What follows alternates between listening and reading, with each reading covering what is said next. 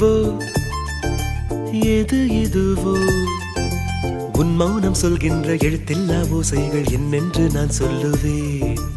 இது அதுவோ இது அதுவோ சொல்லாத சொல்லுக்கு இல்லாத வார்த்தைக்கு ஏதேது அர்த்தங்களே.